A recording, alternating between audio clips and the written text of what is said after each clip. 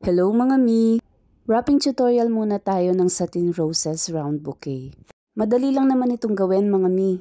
Una, i-arrange muna natin yung mga satin roses. Ang size ng styro ko dyan ay 3 by 3 inches. 9 inches naman ang taas niya para maka-standalone yung bouquet. Olive green at matcha ang kulay ng satin roses mga mi. 19 pieces lahat to. Sa una, alternate yung kulay. Tapos tig-dalawa na. Yan ganyan ko lang in-arrange yung mga roses. Nung natapos ko nang i-arrange mga mi, hinigpitan ko lang tapos nilagyan ko ng tape. Ganito mga mi.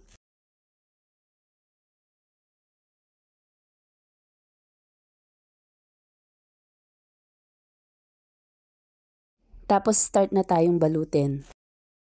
Isang buong wrapper to hahatiin natin sa 4.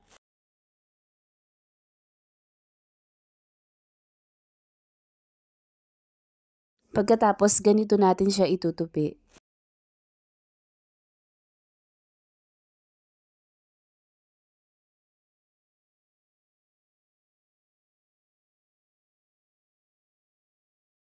Tinali ko lang siya ng twist wire mga mi.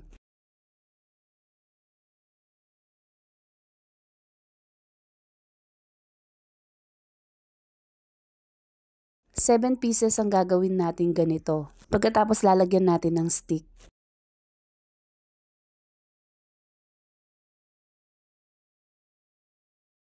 Ilalagay na natin paikot sa mga roses.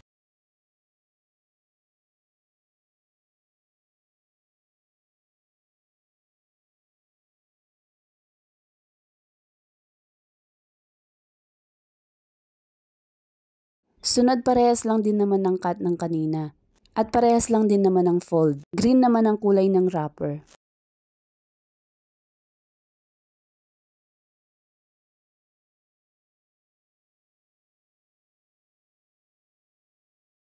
Tinali ko din ng twist wire saka ko nilagyan ng stick.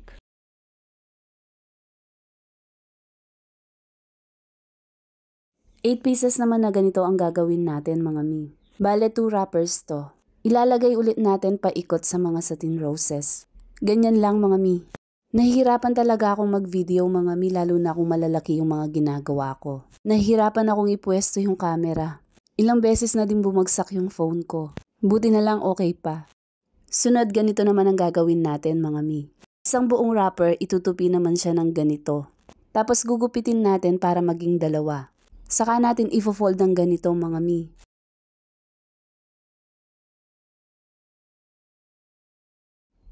Tapos pinantay ko lang sa mga susunod kong ifo-fold. 4 na ganito ang gagawin mga mi.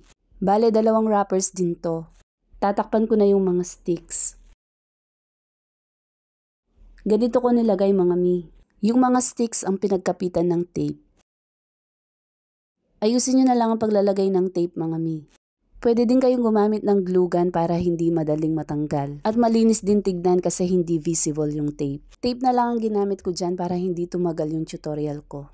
Maiinip din kasi yung manonood kung matagal yung video. Sa akin naman sinasakto ko lang para makuha kung sakaling gagayahin. Pagkatapos niyan mga mi 2 wrappers pa ang gagamitin natin. Isang wrapper to hinati ko lang din sa 4. Ganitong tupi naman ang gagawin natin, lalagay natin sa baba. 4 ang gagawin natin ganito.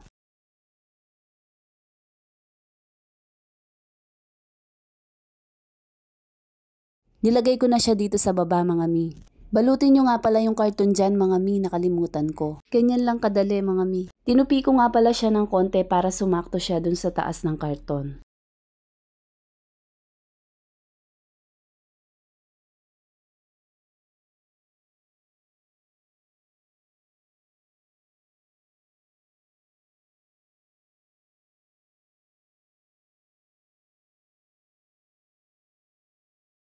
Pagkatapos isang wrapper pa ang ginamit ko, hinati ko ulit sa 4.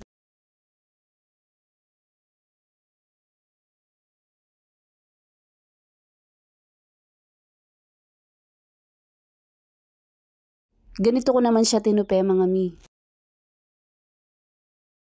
Ilalagay naman natin siya sa gitna. 4 din na ganitong tupi ang ginawa ko mga mi. 8 wrappers lahat ang nagamit ko para dito. Ipaikot lang din natin yung 4.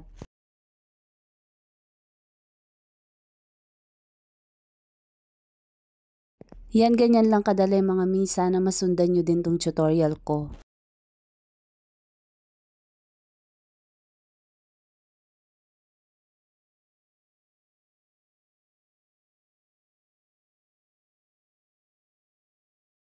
Pagkatapos magre-ribbon na lang.